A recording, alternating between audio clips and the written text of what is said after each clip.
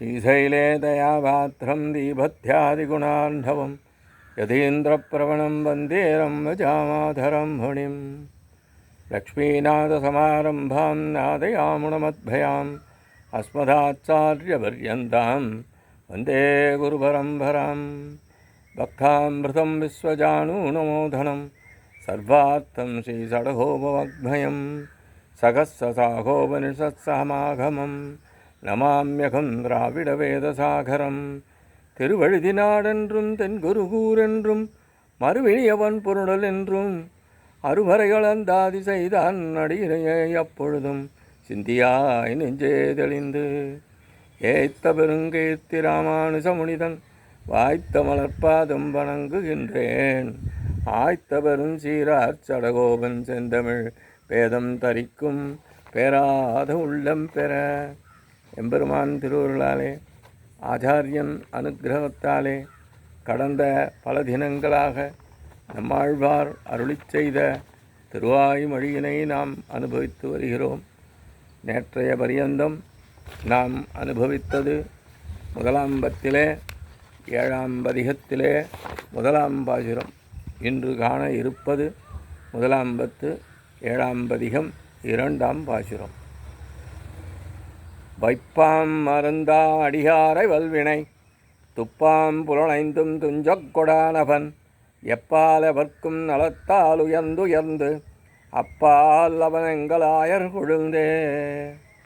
வைப்பாம் மருந்தாம் அடியரை வல்வினை துப்பாம் புலனைந்தும் துஞ்சக் கொடானவன் எப்பால் எவர்க்கும் நலத்தால் உயர்ந்து உயர்ந்து எப்பால் எவர்க்கும் நலத்தால் உயர்ந்து உயர்ந்து அப்பால் அவன் எங்கள் ஆயர் கொழுந்தே.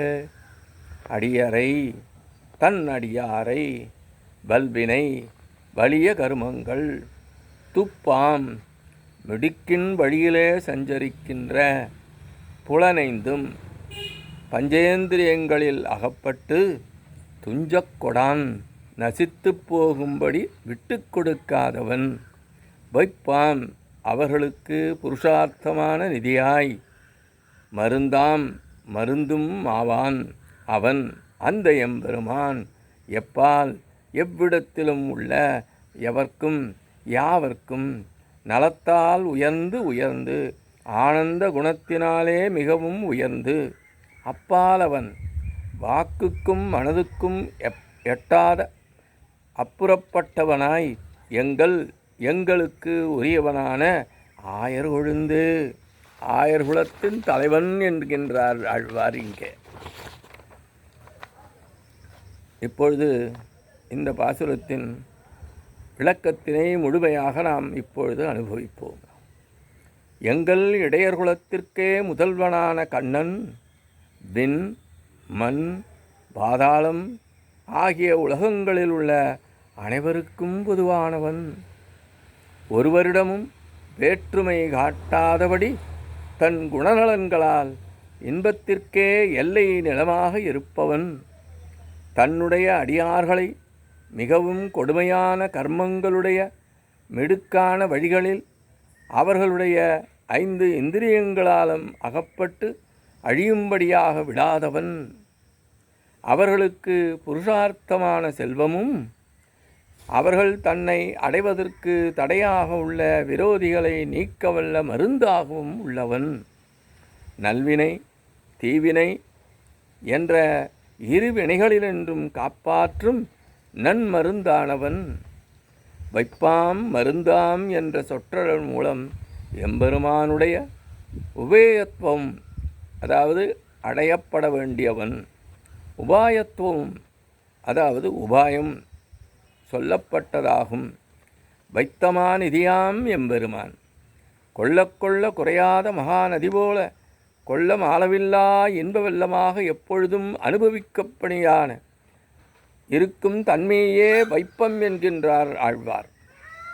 அப்படி அனுபவிக்க சக்தியற்றவர்களுக்கு மருந்தாம், இதைத்தான் உபாயத்துவம் என்கின்றோம்.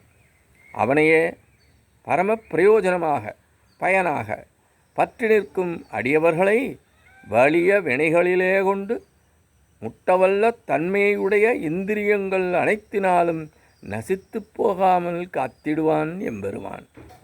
மனிதர்கள் தொடங்கி நான்முகனின் அனந்தம் முடிய அனைத்து இடங்களிலும் இருக்கின்ற சேதனர்களைக் காட்டிலும் ஆனந்தம் மிகுந்தவன் எம்பெருமான் என்கின்றார். வாக்கு மனம் போன்ற எதற்கும் எளிதில் எட்டாமல் உள்ளவன். எங்களுக்கே உரிய அவன் யார்? ஆயர்குலத் தலைவன். அவன் எவருடைய வாக்குக்கும் மனதுக்கும் எட்டாதபடி உயர்ந்து நிற்பவன் என்பதையே உயர்ந்து உயர்ந்து அப்பாலவன் என்று அருளிச் செய்துள்ளார். மனிதனிடமுள்ள 5 இந்திரியங்களும் அவனுக்கு சிற்றின்ப வழியை காட்டியே சிதைக்கும். அவ்வாறு சிதைக்காதபடி அடியவர்களை காக்கின்ற பெருமை படைத்தவன் என்பதனாலே மருந்தாம் என்கின்றார். ஒரு மரத்திலே ஒரு வகையான வாட்டம் ஏற்பட்டால் அதனுடைய கொழுந்து பாகத்திலே முதலில் தெரியத் தொடங்கும்.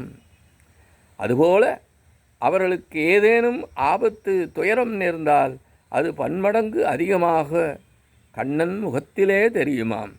அதனால்தானே ஆழ்வார் ஆயர்குலத் தலைவன் என்று கூறாமல் ஆயர் கொழுந்தே என்று அருளிச் செய்தார் போலும். இறைவன் தன்னையே கொடுப்பதோடு மட்டுமல்லாமல் தன்னை அனுபவித்துக்குரிய வலிமையும் கொடுக்கின்றான் என்பது வேதவாக்கியம். மனிதர்கள், தேவர்கள், இந்திரன், சிவன், பிரம்மன் முதலானவருடைய ஆனந்தம் ஒருவருடைய ஆனந்தம் 100 மடங்கு அதிகம் என்று கூறி இப்படி ஏற்றிக்கொண்டே சென்றாலும் அதற்கும் மேம்பட்டதாயுள்ள ஆனந்தத்தை உடையவன் அன்றோ எம்பெருமான். இப்படிப்பட்டவன் அந்த சிறப்புகளையெல்லாம் மறைத்து கொண்டு எளியவனாக ஆயர்குலத் தலைவனாக வந்து நிற்கின்றான் என்கின்றார் இப்பாசுரத்திலே ஆழ்வார் என்பதாக இப்பாசுர விளக்கம் அமைகின்றது. இத்தோடு இன்றைய காலை நிறைவு செய்கின்றோம். எம்பெருமான் திருவடிகளே சரணம். எம்மாழ்வார் திருவடிகளே சரணம். எம்பார் திருவடிகளே சரணம்.